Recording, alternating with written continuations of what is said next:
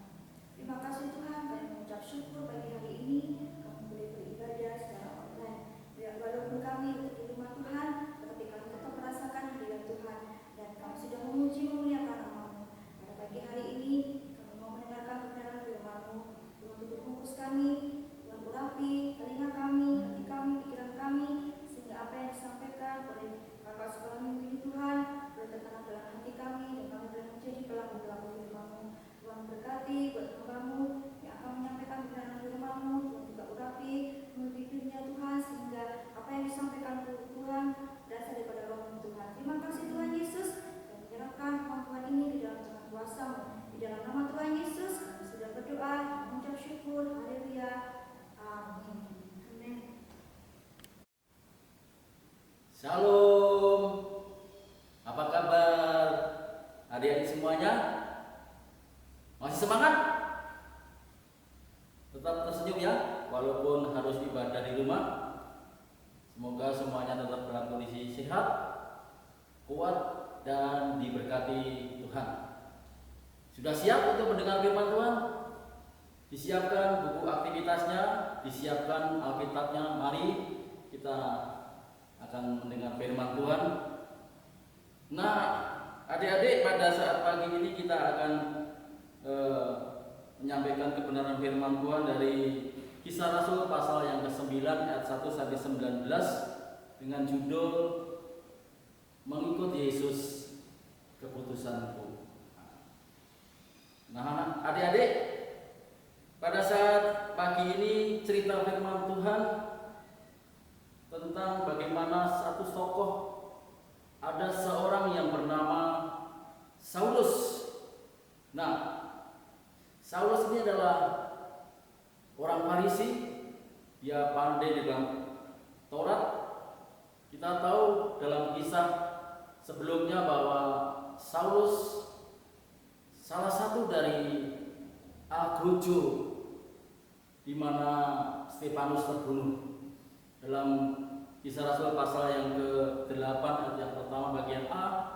Lalu dalam Kisah Rasul pasal 8 ayat yang bagian yang ketiga dikatakan bahwa Saulus merupakan pembunuh dari jemaat. Dia keluar masuk rumah, dia mencari orang-orang percaya, anak-anak Tuhan. Kalau ditemukan laki-laki atau perempuan, maka diseretnya dan masukkannya ke dalam penjara. Nah, itu Saulus.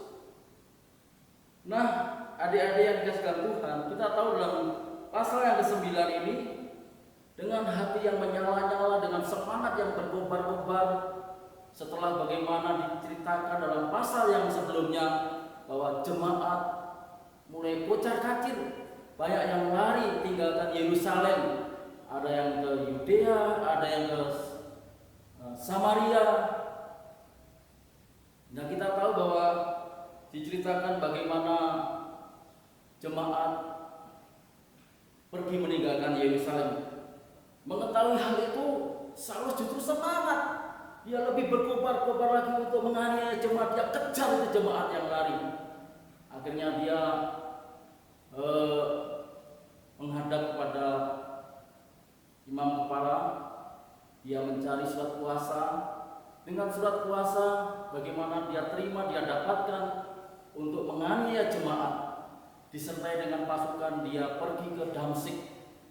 Ya, dia ke Damsyik untuk mengejar jemaat-jemaat yang lari ke Damsyik. Dia cari, dia kejar. Ya, pada waktu itu jadi Saulus ini benar-benar kejam, benar-benar raja tega. Nah, ketika pada waktu dalam perjalanan ke Damsyik itu, Saulus di tengah jalan yang hampir sampai ke Damsyik, tiba-tiba adik-adik ada cahaya yang terang benderang dalam perjalanan itu, dan cahaya itu mengelilingi, dikatakan mengelilingi Saulus dan teman-temannya. Lalu cahaya itu membuat Saulus ini menjadi jatuh, roboh ke tanah, dan di tengah cahaya itu terdengar suara. Kalau kita membaca dalam pasal yang ke-9 ayat yang ke-4, mulanya dikatakan di sana begini bunyi firman Tuhan. Iya, maksudnya Saulus rebah ke tanah, dan kedengaranlah olehnya suatu suara yang berkata kepadanya, Saulus, Saulus, mengapa engkau menganiaya aku? Jawab Saulus, siapakah engkau Tuhan? Katanya, akulah Yesus yang kuaniaya itu. Nah, adik-adik, ternyata pada waktu itu di tengah-tengah semangatnya Saulus menganiaya jemaat dalam perjalanan ke Damsyik, Tuhan menemui dia, Tuhan menghambat dia. Dengan cahaya itu Saulus menjadi roboh, dan dikatakan pada waktu itu ada suara yang terdengar, Saulus, Saulus, mengapa kamu menganiaya aku? Saulus mendengar mendengar suara itu dan rekan-rekannya juga mendengar. Lalu dia berkata, "Siapa engkau Tuhan?" Lalu suara itu berkata, "Akulah Yesus yang kau aniaya itu." Nah, adik-adik, pada waktu itu Saulus dikatakan jatuh rebah dan dia mulai bangkit. Ketika dia buka matanya, dia tidak bisa. Ternyata matanya menjadi buta karena cahaya itu. Nah, olehnya harus ada orang yang menuntutnya. Lalu Tuhan bilang kepada Saulus, "Kamu harus ke kota Damsyik, ke rumah Yudas. Di sana kamu akan tahu apa yang akan kukatakan kepadamu, Saulus." Di saat yang sama Tuhan juga bicara sama si Ananias. Ananias di sini bukan Ananias dalam pasal yang kelima kemarin, tetapi Ananias ini Ananias yang berbeda, dia murid Tuhan. Dia disuruh oleh Tuhan, "Ananias, pergilah ke jalan lurus, temui di rumah Lukas. Di sana kamu akan ketemu seorang yang bernama Saulus yang berdoa." Lalu Ananias bilang, "Tuhan, Engkau tahu kalau Saulus itu penganiaya jemaat, aku tidak mau." Nah, lalu Tuhan bilang, "Tetapi aku punya rencana untuk Saulus akan kupakai untuk kemuliaanku." Akhirnya Ananias sadar dan dia berangkat untuk menemui Saulus yang tidak bisa melihat ini. Lalu ketika ketemu, Ananias berdoa untuk Saulus, ditumpangkan tangannya. Tiba-tiba, adik-adik, kalian tahu enggak? Tiba-tiba ketika tangannya ditumpangkan ke atasnya Saulus, tiba-tiba matanya bisa melek. Sudah 3 hari 3 malam tidak bisa melihat, tidak makan, tidak minum. Ketika didoakan, dia menjadi sembuh kembali. Dan dia pada waktu itu ada di Damsyik, lalu dia percaya kepada Tuhan Yesus sebagai Allah. Lalu dia dibaptiskan dan dia berkumpul bersama-sama dengan jemaat yang ada di Damsyik itu. Lalu dikatakan dalam pasal yang ke-9 ayat yang ke-20 kalau tidak salah, di sana dikatakan ketika itu juga ia memberitakan Yesus di rumah-rumah ibadat dan mengatakan bahwa Yesus adalah anak Allah. Jadi Saulus yang tadinya jahat, ketika dia ketemu dengan Tuhan Yesus, ketika dia dijamah oleh Tuhan Yesus, Saulus ini berubah. Dia bertobat, dia berbalik, dan dia menjadi bukan melawan Yesus, bukan menganiaya jemaat, tetapi dia memberitakan Tuhan Yesus. Nah, ini perubahan daripada seorang Saulus. Nah, adik-adik yang dikasih Tuhan, judul renungan kita adalah mengikut Yesus, keputusanku. Dari cerita ini kita bisa simpulkan ada 2 hal yang perlu direnungkan. Yang pertama, kalau kita kilas baik tentang jemaat mula-mula, bagaimana jemaat dianiaya, bagaimana jemaat dikejar-kejar, mereka diseret, mereka dimasukkan ke dalam penjara, bagaimana mereka mengalami penderitaan. Nah, adik-adik, ternyata mengikut Tuhan itu tidak gampang. Ada orang berpikir mengikut Tuhan itu enak, diberkati, tidak ada masalah, semuanya nyaman. Tetapi ternyata kita tahu dari pengalaman jemaat mula-mula, ternyata mengikut Tuhan itu tidak gampang. Adik-adik, kalian juga ketika kalian mengikut Tuhan, tidak ada istilah jalan mulus, jalan lurus, jalan tol, tidak ada masalah. Ternyata kita harus apa? Harus taat, harus mengasihi, harus mengampuni, harus setia, harus tekun, harus rajin, dan lain-lain sebagainya. Mungkin kita tidak mengalami aniaya seperti jemaat mula-mula, tetapi kalian sebagai anak harus taat kepada papa mama, harus taat kepada guru-guru di sekolah maupun guru-guru sekolah minggu. Kalian harus mengasihi kepada teman-teman, kepada siapa saja. termasuk kepada orang yang tidak suka kepada kalian. Nah, itu namanya tantangan. Mengikut Tuhan ada tantangan. Kalian harus setia, harus taat kepada firman Tuhan, harus mengasihi sesama, harus setia kepada Tuhan, dan lain sebagainya. Itu dari pelajaran pertama. Pelajaran yang kedua yang bisa kita simpulkan dalam renungan pagi ini adalah seperti Saulus. Sebelum Saulus ketemu dengan Tuhan Yesus, mengenal Tuhan Yesus, terima Tuhan Yesus, Saulus orang yang benar-benar bengis, kejam, jahat. Bahkan dia tidak segan-segan untuk membunuh, memasukkan laki-laki, perempuan, anak-anak pengikut Tuhan ke dalam penjara. Itu Saulus dulu. Tetapi ketika Saulus terima Tuhan Yesus, ketika Saulus menerima Tuhan Yesus, ketemu Tuhan Yesus dan terima Tuhan Yesus, percaya Tuhan Yesus, Saulus menjadi berubah.